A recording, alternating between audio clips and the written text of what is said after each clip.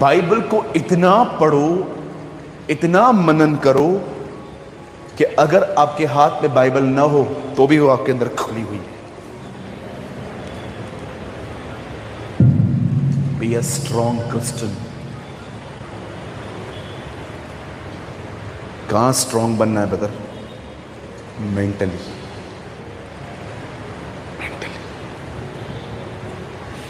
किसी ने आपकी आलोचना की, आप 3 दिन डिस्करेज हो गए, हाउ वीक यू आर। किसी ने आपके लिए कुछ कमेंट कर दिया, यूट्यूब पे ट्रोल कर दिया, आप 4 दिन लेके बैठ गए। आप इतने कमजोर हैं। आपकी लाइफ में फाइनेंशियल प्रॉब्लम आई और आपको लगा मुझे सुसाइड ही कर देना चाहिए। रियली? हाँ, हम इतने कमजोर हैं कि हम अपनी समस्याओं को लेकर, अपनी बातों को लेकर इतना डिस्करेज हो जाते हैं। आपकी शादी नहीं हो रही, आपकी एज ग्रो कर रही है और आपको लगता है खुदा कोई है ही नहीं। आप इतने वीक हैं। आपको स्ट्रॉन्ग बनने की नीड है। I preach what I practice.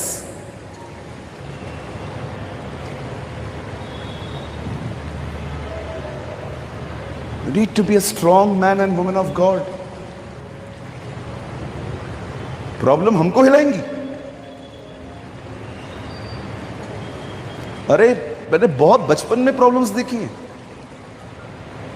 आजकल बच्चों को घड़ियां पहनी रहती हैं महंगी महंगी। मैं तरसता था इन चीजों के लिए। 1-2 पैंट्स में मैंने 5 साल निकाले। 2 पैंट्स होते थे मेरे पहनने के लिए, 5 साल निकाल दिए मैंने उसमें। निशान है ब्लेड्स के। मैं इतना डिप्रेशन में था, लेकिन जब मैंने यीशु को स्वीकारा, मुझे सहारा मिला। वो मेरा कफारा बना।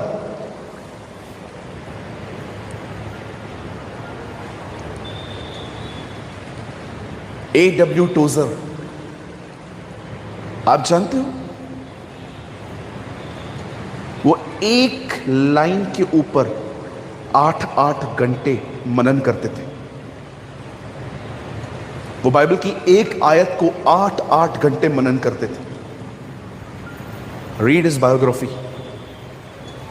स्मिथ विगिल्सवर्थ ने कहा, वचन को तब तक खाओ जब तक वचन तुम्हें न खा ले।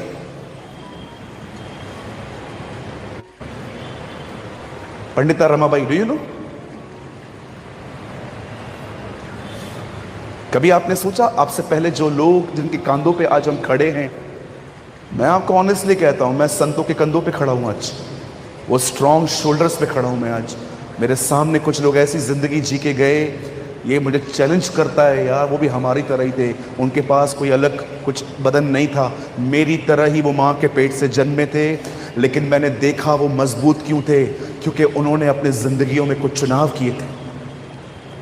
Life is a series of decisions, not the series of choices. Be a strong man and women of God. मजबूत बनिए, मजबूत बनिए।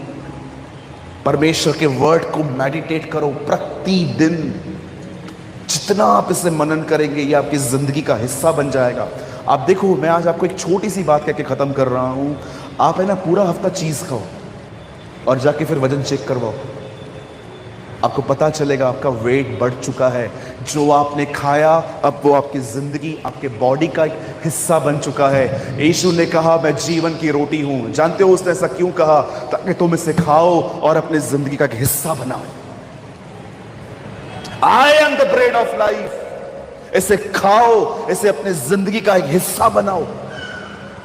कोई भी एक रोटी को, एक चपाती को पूरा नहीं खाता, उसे तोड़ तोड़ के खाता है। वैसे ही इस वचन को तोड़ तोड़ के, मनन कर करके उसको पढ़ो, ताकि वो अंदर जाए, उसके जूसेस बने और आपके मसल्स को ताकत मिल पाए।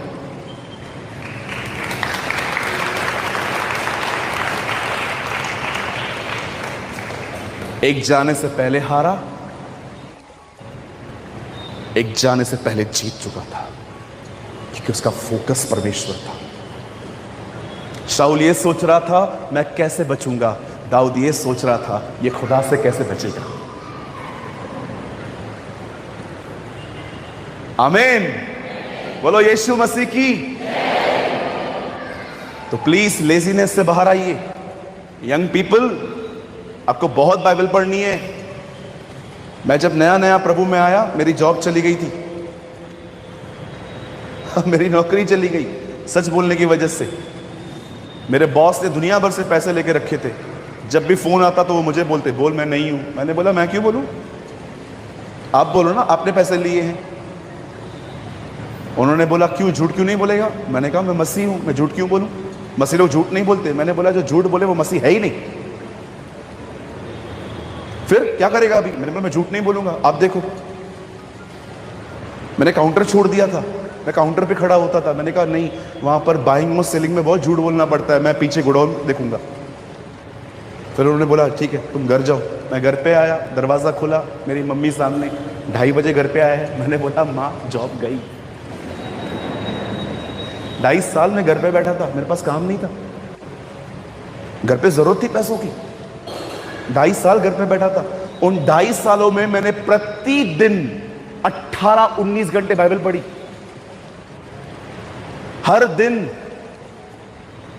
मेरे घर पे एक बाबा आए, मेरी मां को लगा मेरे ऊपर किसने जादू कर दिया।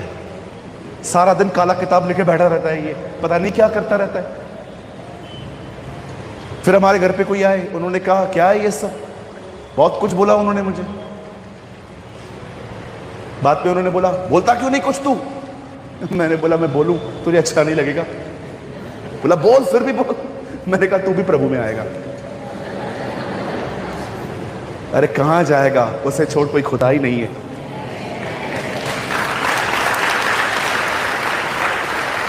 मैं 19 घंटे बाइबल पढ़ता था, 4-5 घंटे खाली सोता था। मैंने अपनी पूरी बाइबल फास्टिंग रख के पूरी की है। आज की जनरेशन बहुत लेजी है। आप देखो उस टाइम पे तो मेरे पास एंड्रॉयड फोन तक नहीं होता था। हम लोग न्यू और ओल्ड टेस्टामेंट पॉकेट में कैरी करते थे, जिधर टाइम मिलता था निकाल के पढ़ते थे। आज आप देखो, आप अपना व्हाट्सएप खोलो, सुबह में कितने ड्रर मैसेज आते हैं। खाली आप व्हाट्सएप कहां से मिल जाए, कितने सारे वचन आपके पास आ जाते हैं। हमारे टाइम पे ऐसा नहीं था।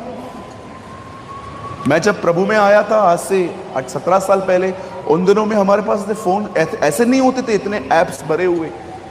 वो ऑन ऑफ ऑन का बटन का वाला फोन आता था, मैसेजेस आते थे तो दिखाता था इनबॉक्स फुल, पहले वाला कोई डिलीट कर, फिर डिलीट करते थे, फिर नए आते थे। आपके लिए सोचो कितना आसान है।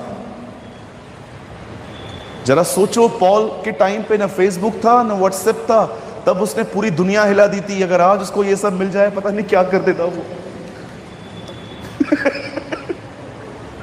है ना। सो मेरे भाइयों, मेरी बहनों, लेजीनेस से बाहर आओ, हर दिन कलाम पढ़ो, उसे मनन करो, ताकि हम एक मजबूत मसीह बन पाएं। आमीन। खुदा आपको बड़ी बरकत।